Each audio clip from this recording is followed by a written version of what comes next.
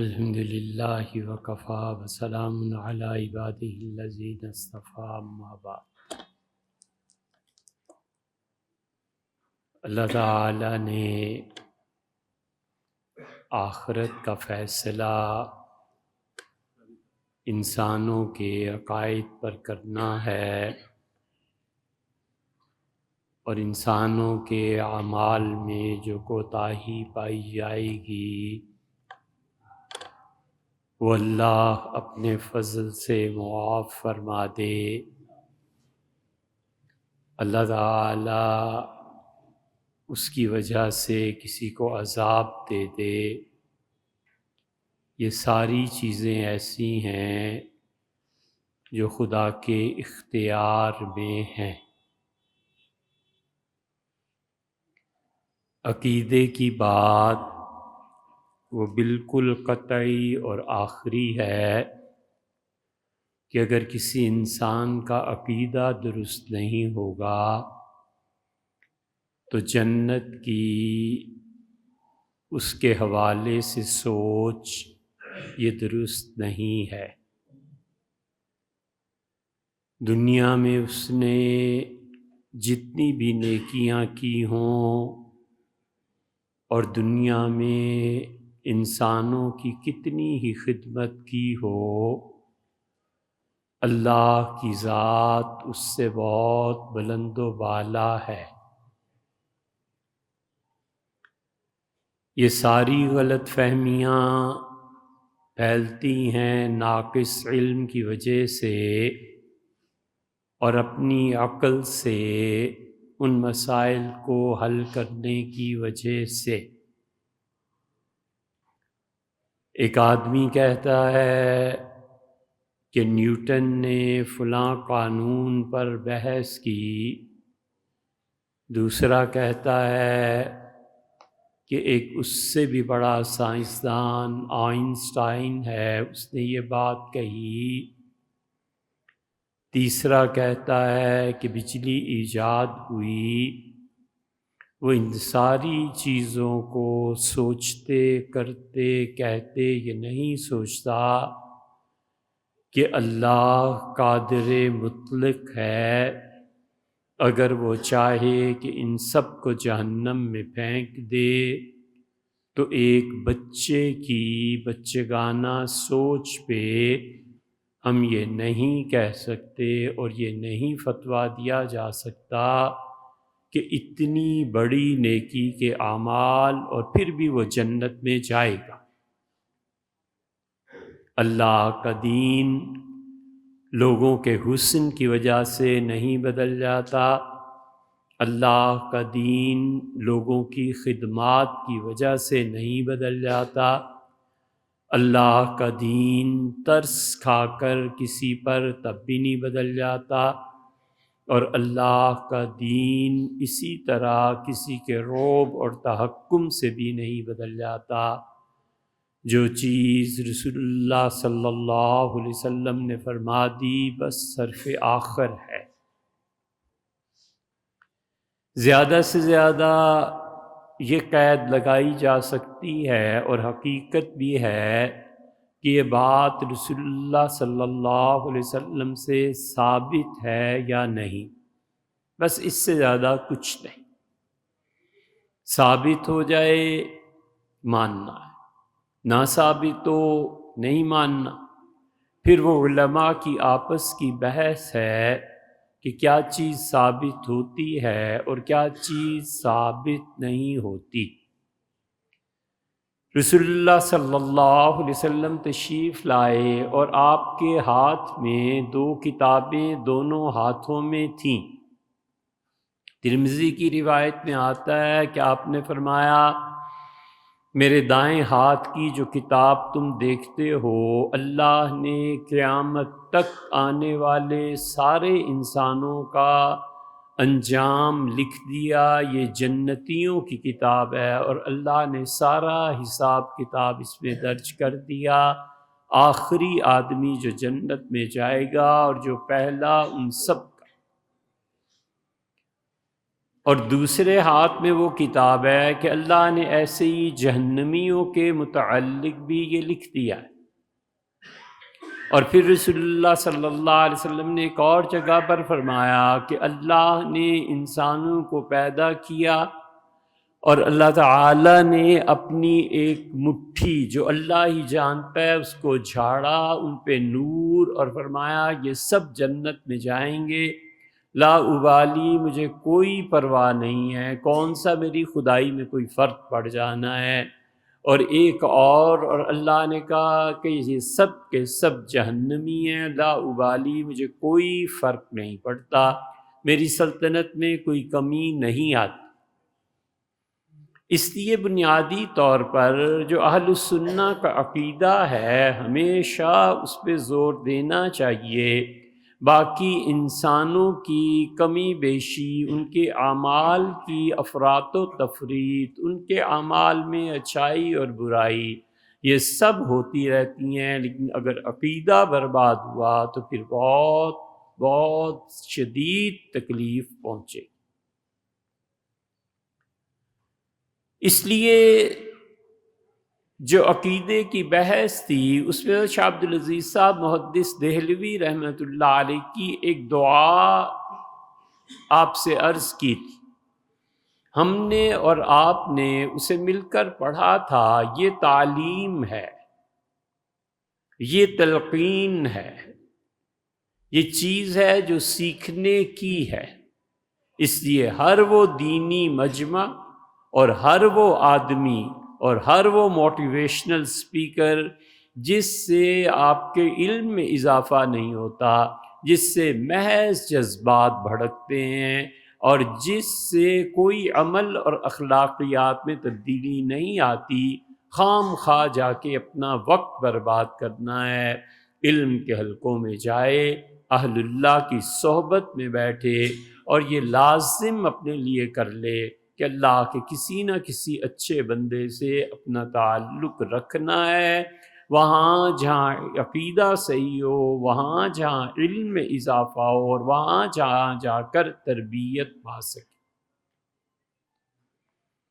حضرت شاہ عبدالعزیز صاحب رحمۃ اللہ علیہ کی جو روایت ہے اس کی اصل یہ ہے، اور یہ حدیث دو آدمیوں سے مروی ہے۔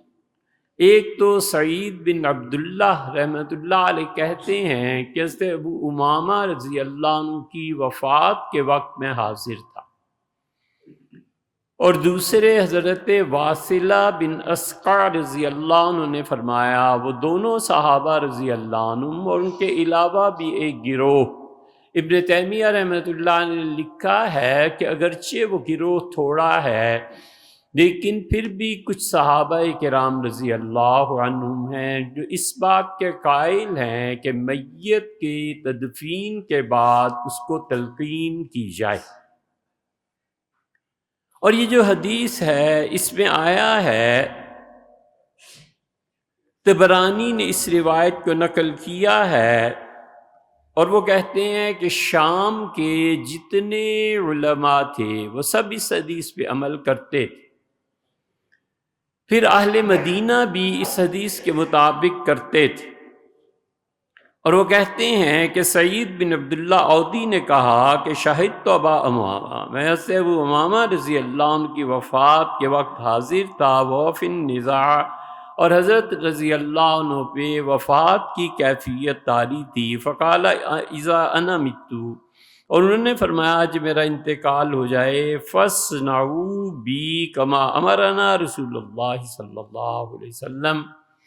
میرے ساتھ وہی کرنا جس کا حضور صلی اللہ علیہ وسلم نے حکم دیا تھا۔ اور پھر انہوں نے کہا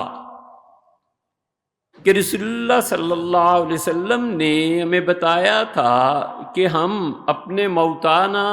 وفات کے وقت یا وفات کے بعد اپنے لوگوں سے کیا کام کریں، اور امرنا رسول اللہ صلی اللہ علیہ وسلم، اور حضور صلی اللہ علیہ وسلم نے ہمیں حکم دیا تھا اور ارشاد فرمایا تھا کہ دیکھو اذا مات احد من اخوانکم، تمہارے بھائیوں میں سے جب کسی کا انتقال ہو جائے، فسویتم علی قبرہ، اور تم اس کی قبر پہ مٹی کو برابر کر دو، فلیقم احدکم علی رأس قبرہ، تو چاہیے کسی آدمی کو کہ اس کے سرہانے قبر کے تکیے کی طرف، سرہانے کی طرف چلا جائے، اور پھر وہ یہ کہے کہ اے فلاں آدمی جو فلاں کا بیٹا تھا، تو فَإِنَّهُ يَقُولُ، وہ قبر میں تمہاری آواز سنتا ہے۔ شیخ الاسلام ابن تیمیہ رحمۃ اللہ علیہ نے اپنے فتاویٰ کی 24ویں جلد میں 4 احادیث اس پہ نقل کی ہیں۔ وہ کہتے ہیں کہ جو تم سلام کرتے ہو، یہ اگر وہ سنتا نہیں تو اس کا کیا فائدہ ہے، یہ سنتا ہے۔ پھر وہ کہتے ہیں کہ میت اس طرح سے بھی سنتا ہے کہ رسول اللہ صلی اللہ علیہ وسلم نے بدر میں جو لوگ کنویں میں ڈالے گئے تھے ان سے کہا تھا کہ وجدنا ما وعد ربنا حقا، ہمارے پروردگار نے جو وعدہ ہماری فتح کا کیا تھا وہ پوری ہو گئی۔ هل وجدتم ما وعدکم، تم نے بھی وہ پا لیا جہنم جس کا خدا نے تمہیں کہا تھا؟ سیدنا عمر رضی اللہ عنہ نے کہا کہ اللہ کے رسول یہ سنتے ہیں؟ تو آپ نے فرمایا ہاں، ہم سے بھی زیادہ سنتے ہیں۔ تو وہ کہتے ہیں بدر میں رسول اللہ صلی اللہ علیہ وسلم نے یہ کہا تھا۔ پھر تیسری حدیث بھی لائے ہیں، پھر چوتھی بھی لائے ہیں روایت، اور وہ کہتے ہیں کہ میت کی قبر پہ جو جاتا ہے اس کی بات سنتا ہے، تو حضور صلی اللہ علیہ وسلم نے فرمایا یہ کہو فَإِنَّهُ يَقُولُ ارشد، وہ کہتا ہے کہ رحمک اللہ، اللہ تعالیٰ کی رحمت تو تم پہ، وَلَكِنْ لَا تَشْعُرُونَ، تمہیں اس کی آواز سنائی نہیں دے گی۔ فَلْيَقُلْ، اب تو جو اس کو تلقین کر رہا ہے اسے چاہیے یہ وہ جا کر اس کی قبر پہ کہے اذکر ما خرجت علیہ من الدنیا، یاد کرو اس دنیا سے مرنے کے وقت تم کیا کہتے تھے، تمہارا عقیدہ کیا تھا۔ شہادت اللہ الہ الا اللہ، تم یہ شہادت اور گواہی دیتے تھے کہ اللہ ایک ہے، وہ محمدً عبدہ و رسولہ، اور سیدنا محمد صلی اللہ علیہ وسلم خدا کے بندے اور اس کے رسول ہیں۔ وَإِنَّكَ رَضِيتَ بِاللَّهِ رَبًّا، اور تم بہت خوش تھے کہ تمہارا پروردگار اکیلا عبادت کے لائق ہے۔ وَبِالْإِسْلَامِ دِينًا، اور تم اس بات پر راضی اور خوش تھے کہ اسلام اللہ نے تمہیں دیا ہے۔ وَبِمُحَمَّدٍ نَبِيًّا، محمد صلی اللہ علیہ وسلم تمہارے نبی، وَبِالْقُرْآنِ إِمَامًا، اور قرآن کریم تمہارا امام ہے۔ فَإِنَّ مُنْكَرًا وَنَكِيرًا، اور جو منکر اور نکیر ہیں، يَأْخُذُ كُلُّ وَاحِدٍ مِّنْهُمَا بِيَدِ صَاحِبِهِ، وہ منکر اور نکیر جو اس وقت آئے ہوئے ہوتے ہیں، وہ دونوں فرشتے ایک دوسرے کا ہاتھ پکڑتے ہیں اور کہتے ہیں انطلق، چلو۔ ایک دوسرے سے کہتا ہے کہ ما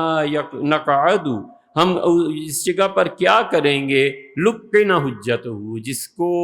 صحیح عقیدے کی تلقین قبر میں کر دی گئی ہے، کوئی ضرورت نہیں ہے۔ فقال رجل، ایک آدمی نے کہا کہ اللہ کے رسول اگر ہم اس کی والدہ کا نام نہ جانتے ہوں، حضور صلی اللہ علیہ وسلم نے فرمایا تو اس کی جگہ حوا کہہ دینا، کہ جو حوا ہے یہ سب کی والدہ ہیں۔ امام نووی، ابن قیم عراقی، ان سب نے اس حدیث پر بحث کی ہے اور اسے ضعیف قرار دیا۔ ابن تیمیہ رحمۃ اللہ علیہ نے اس پہ 3 اقوال نقل کیے ہیں۔ وہ کہتے ہیں کہ شام کے جتنے علماء اور فقہا تھے وہ سب کرتے تھے، مدینہ منورہ میں کرتے تھے۔ پھر اسی طرح ہمارے حنفی فقہا اس بات کے قائل ہیں، اور در مختار کی شرح طحطاوی میں انہوں نے اس پہ تفصیل سے بحث کی ہے، کہ وہ کہتے ہیں میت کو تلقین کرنی چاہیے، اور امام احمد ابن حنبل اور امام شافعی رحمہ اللہ اور ہم حنفی رحمہ اللہ، ہم سب اس بات کے قائل ہیں کہ اس کام کو کرنا چاہیے۔ ابن تیمیہ رحمۃ اللہ نے کہا ہے کہ کچھ لوگ مکروہ کہتے ہیں، کچھ لوگ مستحب کہتے ہیں، کچھ لوگ مباح کہتے ہیں۔ مباح کا مطلب ہے جائز ہے، اور مستحب کا مطلب ہے بہتر ہے، اور مکروہ کا مطلب ہے کہ اس کام کو نہ کرے۔ لیکن پھر وہ آگے چل کے لکھتے ہیں کہ قرطبہ میں، اسپین میں، اور اہل مدینہ اور شامی، یہ سارے علماء اور فقہا کہتے تھے۔ وَأَفْرَدْتُ لِلْكَلَامِ عَلَيْهِ جُزْءًا، میں نے پوری رسالہ کتاب لکھ دی ہے اس بات پر کہ یہ چیزیں کرنی چاہیے، اور اس شخص کے ساتھ جو بالغ ہے، عاقل ہے، یا وہ پہلے پاگل بعد میں پاگل ہوا ہے، پہلے وہ انسان ٹھیک تھا، اس کی قبر پر بھی یہ چیز کی جائے گی، اور جب قبر کو ساری مٹی اس پہ ڈال دی جائے تو پھر اس کے بعد یہ کام کرنا چاہیے۔ یہ اس کی علمی بحث تھی اس حدیث کی، اور اس لیے ہمارے فقہا اسے مستحب قرار دیتے ہیں۔ ہمارے حضرت شاہ عبدالعزیز صاحب رحمۃ اللہ علیہ کی یہ عبارت پچھلی مرتبہ گزر چکی، اور ہم نے اس وقت پڑھی بھی تھی۔ حضرت رحمۃ اللہ علیہ نے اصل میں اسی حدیث سے یہ چیز لی، اور انہوں نے جو کچھ اپنے اس مرید کو لکھا ہے، اس سے لکھا ہے کہ اسے ورد بنا لو۔ ورد کا مطلب دن میں 2-4-5 مرتبہ صبح شام اسے پڑھتے رہو، تاکہ ایمان سلامت رہے، کیونکہ ایمان اور صحیح عقیدہ یہ بنیادی پتھر ہے، اگر یہ نہیں ہے تو پھر کچھ بھی نہیں ہے، اور اس میں سے بھی اہل السنہ کا عقیدہ قائم رہے۔ چنانچہ وہ کہتے ہیں اسے کہ یہ کہو پڑھو کہ اشہد ان لا الہ الا اللہ، میں اس بات کی گواہی دیتا ہوں کہ اللہ کے علاوہ کوئی عبادت کے لائق نہیں، وحدہ لا شریک لہ، وہ اکیلا ہے، اس کا کوئی شریک۔ یہ الفاظ ہم نے اپنے پاس سے شامل کیے ہیں، کیونکہ ہمارے زمانے میں شرک اپنی مختلف اقسام کے ساتھ رائج ہو گیا ہے۔ وَأَشْهَدُ أَنَّ مُحَمَّدًا عَبْدُهُ وَرَسُولُهُ، اور میں اس کی گواہی دیتا ہوں کہ محمد صلی اللہ علیہ وسلم خدا کے بندے اور اس کے رسول ہیں۔ رضیت باللہ ربًا، میں اس بات پہ خوش ہوں کہ اللہ میرا پروردگار ہے، وبالاسلام دینا، اور اسلام میرا دین ہے، وبمحمد صلی اللہ علیہ وسلم نبیہ، اور نبی کریم صلی اللہ علیہ وسلم میرے نبی ہیں، ورسولہ، اور اللہ کے رسول ہیں، وخاتم النبیین، یہ ہم نے اپنے پاس سے اضافہ کیا ہے اس میں کہ رسول اللہ صلی اللہ علیہ وسلم خدا کے آخری پیغمبر اور رسول۔ وبالقرآن اماما، اور قرآن میرا امام ہے، والکعبہ،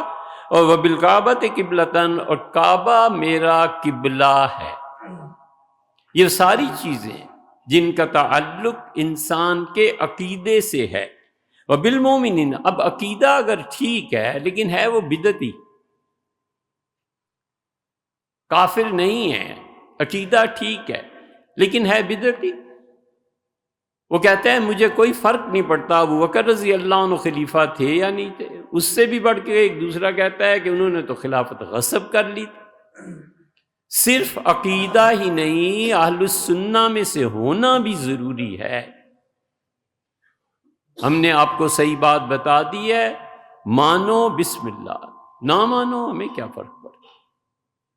لیکن خدا ہم سے پوچھے کہ جو لوگ آتے تھے تم نے کیا کہا تھا، اللہ جانتا ہے ہم نے سچی بات کی ہے کہ صرف عقیدہ نہیں، اہل السنہ میں سے بھی ہونا ضروری ہے۔ اہل تشیع کا عقیدہ ہے کہ سیدنا علی رضی اللہ عنہ حضور صلی اللہ علیہ وسلم سے بھی افضل تھے،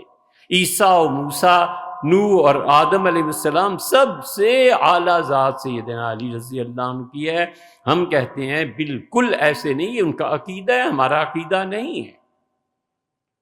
اس لیے اہل السنہ وہ اہل بدعت ہیں۔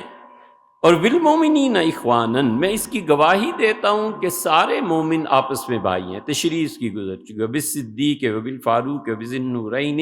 وبالمرتضی ائمۃً، اور سیدنا ابو بکر، عمر، عثمان اور مرتضیٰ سیدنا علی رضی اللہ تعالی عنہ یہ اپنے اپنے دور کے امام تھے، رضوان اللہ تعالی علیہم اجمعین۔ میں آج بھی ان کی امامت خلافت راشدہ کو مانتا ہوں۔ مرحباً بالملکین الشاہدین الحاضرین، اور سلامت رہیے، خوش رہیے اے دو فرشتوں جو تم میرے پاس آئے ہو اور تم یہاں پہ آئے ہو۔ پچھلی مرتبہ جو دعا یہ تقسیم کی تھی اس میں یہ الفاظ جو تھے نا، یہاں ٹائپنگ میں غلطی ہو۔ دبئی سے مصطفیٰ صاحب نے ہمیں میسج بھجوایا، اللہ جزائے خیر دے، اور بھی 2-3 افراد نے ان کا یہ لفظ ایسے ہے کیا ہے، خلاصہ یہ ہے کہ ہم نے پوری ریکارڈنگ دوبارہ بھی کروا دی تھی کہ اصل میں، اور یہ الفاظ اصل ہیں وہ مس پرنٹ ہو گئے تھے، وشہدا، اور وہ میت کہتا ہے تم دونوں گواہ رہو، بے انا نشہد، کہ ہم سب اہل سنہ اس بات کی گواہی دیتے ہیں کہ اللہ الہ الا اللہ وحدہ لا شریک لہ ان سیدنا محمدا عبدہ ورسولہ علی ہذہ الشہادۃ نحیا،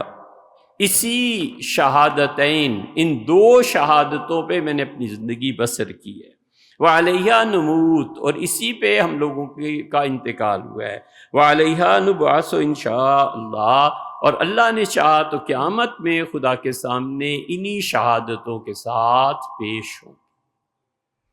یہ ہے وہ ایمان، یہ ہے وہ شہادتیں جس کے بعد کوئی آدمی مومن، اور مومن کے بعد وہ اہل السنہ میں سے ہوتا ہے۔ سورہ آل عمران پڑھو، اللہ تعالیٰ نے فرمایا کہ تسود وجوہ، قیامت میں لوگوں کے چہرے سیاہ ہوں گے، اور قیامت کے دن لوگوں کے چہرے روشن ہوں گے۔ آپ تفسیر اس کی اٹھا کے دیکھ لیں، بہت سے مفسرین نے لکھا ہے کہ حضور صلی اللہ علیہ وسلم فرمایا اہل السنہ کے چہرے چمکتے روشندار، کیونکہ ان کے دل میں ایمان اور عقیدہ بیٹھ گیا تھا، اور اہل بدعت کے چہرے سیاہ ہوں گے کیونکہ انہوں نے دل سے اس ایمان کو قبول نہیں کیا تھا۔ اس لیے یہ ساری چیزیں پیش نظر رہنی چاہیے، اور اس دعا کو مانگتے رہنا چاہیے، اور اس کو پڑھتے رہنا چاہیے، حتیٰ کہ انسان کو یاد ہو جائے، خود پڑھتا رہے، اور جب بھی کسی کا انتقال ہو جاتا ہے اس میت کے سرہانے کی طرف جا کر بس خاموشی سے یہ پڑھ دے۔ یہ ہے تلقین، اور ایک تلقین مختصر، وہ مختصر تلقین وہ ہے جو تلقین ہمارے یہاں اب بھی ہوتی ہے، سورہ فاتحہ کا پہلا رکوع اور آخری رکوع جو پڑھتے ہیں، یہ تلقین میت ہے لیکن مختصر، اور یہ تلقین میت ہے لیکن مفصل ہیں، دونوں تلقینات، وہ بھی اور یہ بھی، اور وہ تو پوری امت پڑھتی ہے ہر جگہ، اس لیے کہ رسول اللہ صلی اللہ علیہ وسلم نے اس کے بارے میں بھی بہت تاکید کی ہے۔ آپ نے فرمایا اپنی میت کے پاس بیٹھے رہنا، الآن یسأل، اب اس سے سوال و جواب ہوں گے، بڑا ظلم کرتے، خدا سے توبہ کرو، اس ظلم پہ ہم سب کرتے ہیں۔ میت کو دفن کرنے کے بعد رسول اللہ صلی اللہ علیہ وسلم اتنی دیر بیٹھنا جتنی دیر ایک اونٹ کو ذبح کر کے اس کا گوشت تقسیم کیا جائے۔ صحابہ رضی اللہ عنہ کہتے تھے جتنا عصر اور مغرب کے درمیان وقفہ ہے، ہم اتنی دیر میں، یعنی 1.5 پونے 2 گھنٹے میں ہم اس طرح کر لیتے تھے کہ اونٹ کو ذبح کر کے کھال اتار کے گوشت تقسیم کر دیتے۔ حضور صلی اللہ علیہ وسلم اتنی دیر بیٹھنا اور اللہ کو یاد کرنا، اب تلاوت کرے، تسبیح پڑھے، کچھ کرے، حضور صلی اللہ علیہ وسلم یسمع کرعان عالکم، یہ ابن تیمیہ شیخ الاسلام رحمۃ اللہ علیہ کی تیسری دلیل ہے۔ آپ نے فرمایا میت تمہارے قدموں کی چاپ سن رہا ہوتا ہے جب تم قبرستان سے نکل رہے ہوتے ہو، اس آواز کو سن رہا ہوتا ہے کہ لوگ مجھے اکیلے چھوڑ کے اب جا رہے ہیں، تو اللہ کے فرشتے اسے بٹھا لیتے ہیں۔ آپ نے فرمایا یسمع، بخاری میں آیا ہے تمہارے جوتوں کی چاپ سن رہے ہوتے ہیں، فرشتے بٹھا لیتے ہیں، اور آپ نے فرمایا الآن یسأل، اب اس سے سوال و جواب شروع ہوں گے، اس کی قبر پہ بیٹھے رہنا، وہ تمہارے ہونے کی وجہ سے انس اور محبت کو محسوس کرے۔ وہ انس اور محبت جو ہے نا اس پیمانے پر ہے کہ جتنا تعلق ہے اتنی دیر قبر پہ بیٹھے رہنا۔ یہ کیا طریقہ ہے؟ بیٹے بھی چلے گئے اور بھی چلے گئے، دوستی بھی بس مٹی ڈالی اور چل پڑے، لا حول ولا قوت الا باللہ۔ اس لیے گھنٹہ 1.5 گھنٹہ بیٹھے۔ ائمہ کا جب انتقال ہوتا تھا تاریخ میں آتا ہے کہ لوگ 10 20 دن بیٹھے رہتے، ایک گروہ آتا تھا، اٹھتا تھا، دوسرا بیٹھتا تھا، دوسرا جاتا تھا، تیسرا آ جاتا، دن رات۔ مسلمان اپنے ائمہ سے اتنی محبت کرتے تھے کہ ہمیشہ ذکر کرتے رہتے تھے تاکہ قبر میں اس کو سکون محسوس ہو، اور جو ہماری محبت ہے اس کا خراج تحسین اس کو پیش کیا جائے۔ یہ تھی امت کی روش۔ اب کسی کو پرواہ بھی نہیں ہوتی، ایسے چل پڑتے ہیں جیسے اس کے ساتھ کوئی تعلق نہیں۔ اس لیے آپ کم سے کم اس مسئلے کو سمجھیے اور بیٹھیے اتنی دیر جتنی دیر عصر اور مغرب کے درمیان کا وقت ہوتا ہے۔ یہ ہے ایمان۔ اسی لیے اللہ تعالیٰ نے قرآن کریم میں مومنین کا ذکر فرمایا ہے، منافقین کا ذکر فرمایا ہے، کفار کا ذکر فرمایا ہے، اور وہ لوگ جن کے دلوں میں مرض ہے اللہ نے ان کا بھی ذکر فرمایا ہے۔ ہم سب کو سوچنا چاہیے کہ ہم کیا ہیں، ہم کیا ہیں، کس کیٹیگری میں آتے ہیں۔ ہم کافر ہیں؟ نہیں ہیں، کیونکہ ایمان کا اقرار اس سے ہو گیا۔ ہم وہ ہیں جن کے دلوں میں چیزوں نے، شبہات نے، خدا کے یقین کے عزم حلال نے پرورش پائی ہے، یقیناً ہم منافق ہیں۔ سوچنا چاہیے۔ بعض چیزیں پہلی دن سے جب سے اس مسجد میں آئے تھے اب تک ہر جمعے کو، اور ویسے بھی یاد آتی ہیں۔ فقہا نے لکھا ہے کہ اگر کوئی آدمی حضور اقدس صلی اللہ علیہ وسلم اللہ تعالیٰ کی رؤیت کا قائل نہیں ہے کہ قیامت میں خدا کو دیکھے گا، اور اگر وہ اس بات کا عقیدہ رکھتا ہے کہ حضور صلی اللہ علیہ وسلم آسمانوں پہ نہیں تشریف لے گئے، نبی کریم صلی اللہ علیہ وسلم کی شفاعت کوئی چیز نہیں ہے، پھر وہ کہتے ہیں کہ اگر اس کا عقیدہ یہ ہے کہ قبر میں جو دو فرشتوں نے آنا ہے یہ کچھ نہیں ہے، قبر کا عذاب کچھ نہیں ہے، یہ 5-7 چیزوں پہ وہ کہتے ہیں ایسے شخص کے پیچھے نماز نہ پڑھے، اس لیے کہ یہ سارے عقیدے کفر کے ہیں۔ اس لیے اتنی جلدی یہ کھیل نہیں نبٹ جاتا کہ میں تو عذاب قبر کو، میں تو فرشتوں کو، یار آپ ہیں کون؟ پوری امت اس پہ متفق ہے۔ پھر وہ کہتے ہیں کہ منافق کے پیچھے نماز ہو جائے گی، اس سے کہ کافر نہیں نا۔ جب بھی گھر سے چلتا ہوں سوچتا ہوں اب میں منافق جا کے بیٹھوں گا منبر پہ اور میں منافق آدمی نماز پڑھاؤں، پہلے دن سے ہی سوچتا ہوں۔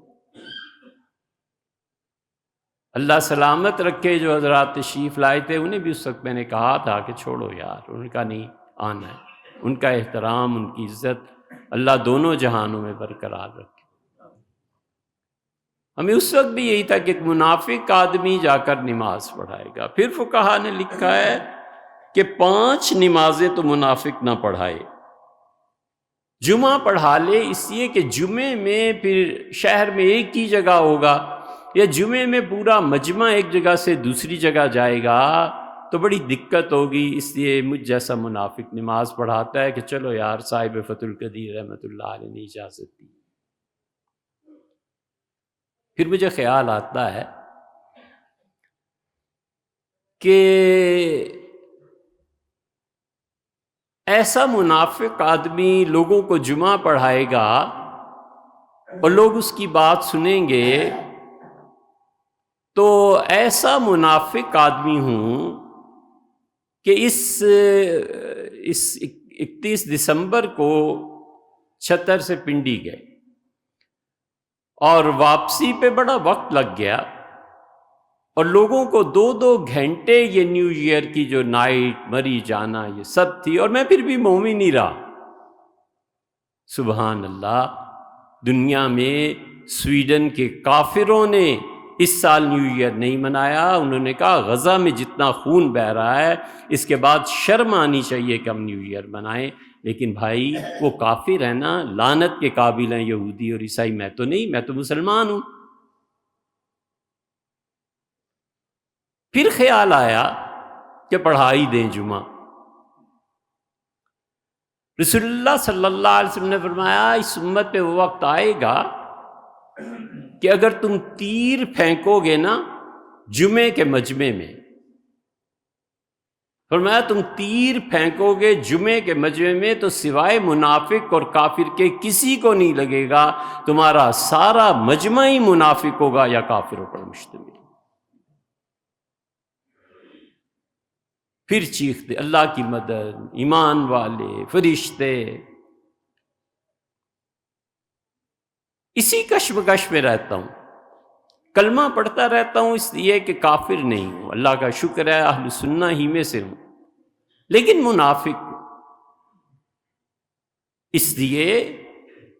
کہ مجھے کچھ خبر نہیں ہے اب میں نے عمرے پہ جانا ہے، رمضان بھی آگے گزارنا ہے، عمرے پہ چلا جاؤں گا، بغیر یہ سوچے کہ میرا پڑوسی، حضور صلی اللہ علیہ وسلم فرمایا تھا جب تک وہ مطمئن نہیں ہوگا تم مومن نہیں رہو گے۔ اس کے بچوں کی فیس دینی ہے یار، اس کی بیٹی بیٹھی ہوئی ہے، اس کی شادی کرنی ہے، اس کا بیٹا بے روزگار ہے، اس کو کچھ ڈالنا ہے، کچھ دینا ہے۔ میرے محلے میں کتنے ہی لوگ ایسے ہیں جو اس سردی میں بستر پورے نہیں کر سکتے، لیکن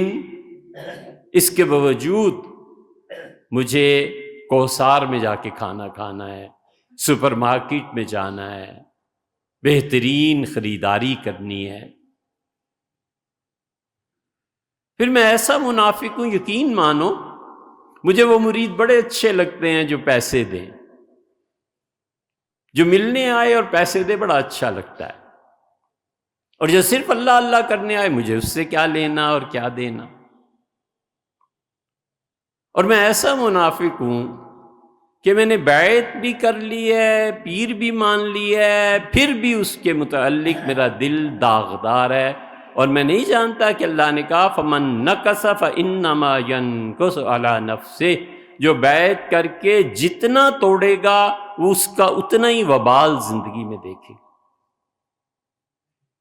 اور میں ایسا منافق آدمی ہوں جو تمہیں نماز اب پڑھاؤں گا نا کہ مجھے کچھ خیال نہیں آتا کہ اس کائنات میں اللہ نے جو بھیجا ہے مجھ پہ کوئی خدا کا بھی حق بنتا ہے یا نہیں۔ تو یہ اپنی منافقت کی لمبی داستان کیا سناؤں، بس وہ کافی ہے۔ حضور صلی اللہ علیہ وسلم نے تم جمعے کے مجمع میں تیر پھینکنا اور وہ سوائے کافر اور منافق کے کہیں نہیں جائے گا، پوری مسجدیں مومنوں سے خالی۔